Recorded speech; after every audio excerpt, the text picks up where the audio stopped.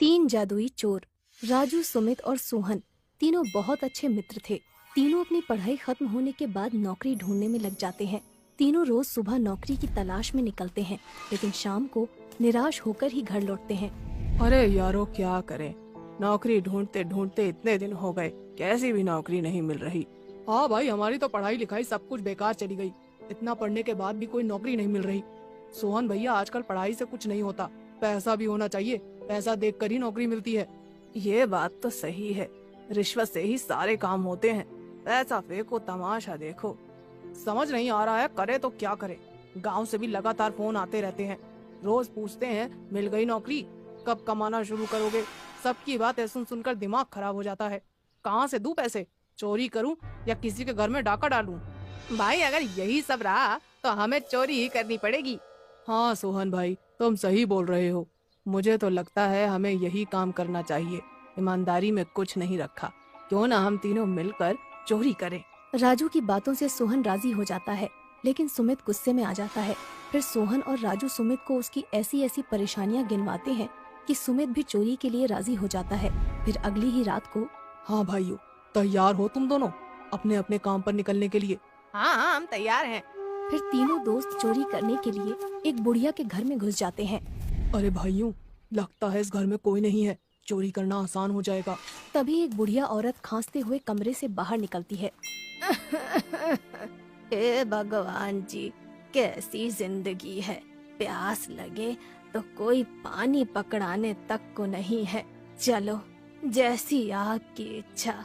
बुढ़िया ऐसा बोलकर पानी पीकर अपने कमरे में चली जाती है। अरे ये अम्मा तो बहुत बूढ़ी है, बेचारी कितनी परेशान है। हाँ हाँ, हम भी देख रहे हैं, तू चुप हो जा, ज्यादा बोल मत, आवाज चली गई तो बेकार में पकड़े जाएंगे। फिर वो तीनों उस बूढ़ी औरत के सोने का इंतजार करने लगते हैं, लेकिन काफी देर इंतजार करने के बाद भी वो बूढ़ी औरत सोने का नाम ही नहीं ले रही थी। बहुत बेचैनी हो रही है, नींद भी नहीं आने का नाम ले रही। नींद आएगी भी कैसे?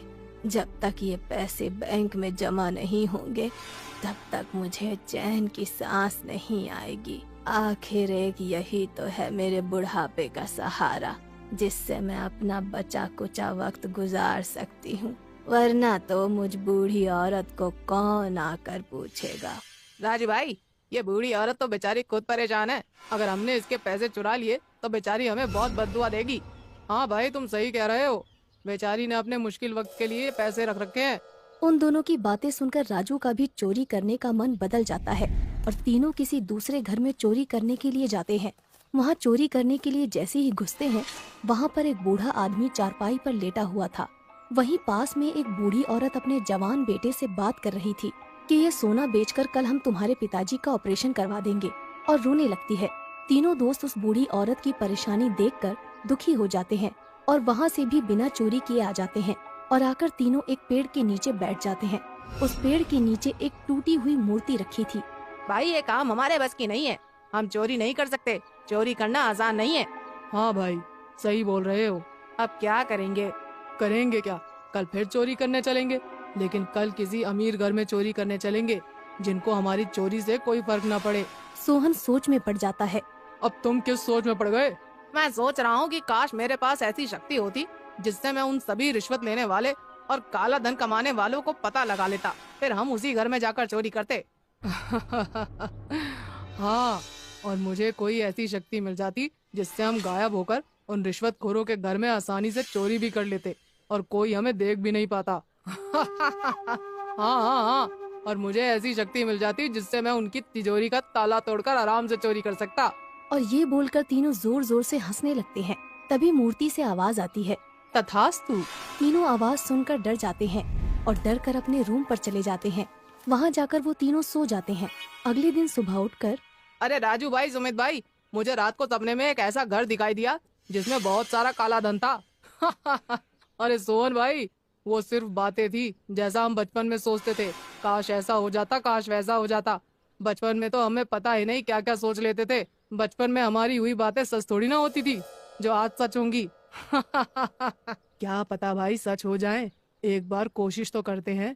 जो जगह सोहन भाई ने सपने में देखी है, चलो उसी घर पर आज हम चोरी करने चलेंगे। ठीक है राजू, तुम कहते हो तो हम चलते हैं। ये बोलकर तीनों रात होते ही चोरी करने के लिए उसी जगह पर चले जाते हैं जो सोहन ने अपने सपने में देखी थी। सोहन भाई, तुम्हारा सपना तो मुझे सच लग रहा है। अरे भाई, अब हम तीनों मिलकर अंदर चलते हैं, पर उससे पहले राजू, तू एक बार चेक कर ले कि तेरी शक्ति असली है या नकली। राजू अपनी शक्ति का पता लगाने के लिए उस बिल्डिंग के चौकीदार के सामने अंदर घुसने लगता है, लेकिन चौकीदार ऐसे आराम से बैठा था जैसे उसे कुछ दिखाई ही नहीं दे रहा हो।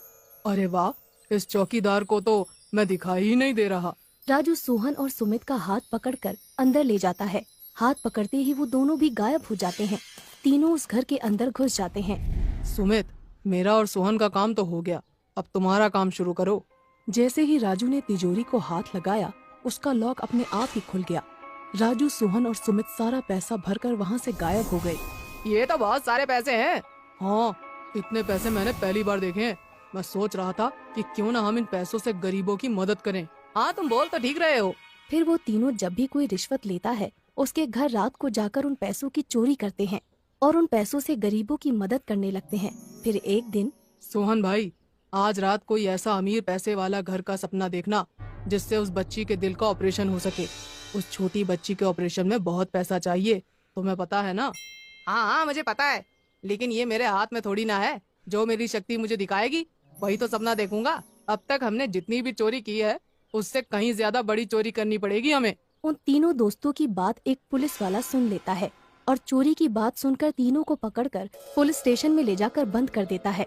हाँ, अब बताओ, ये क्या चोरी की बातें चल रही हैं? और तुम सपना देखकर चोरी करते हो, ये सब क्या माजरा है?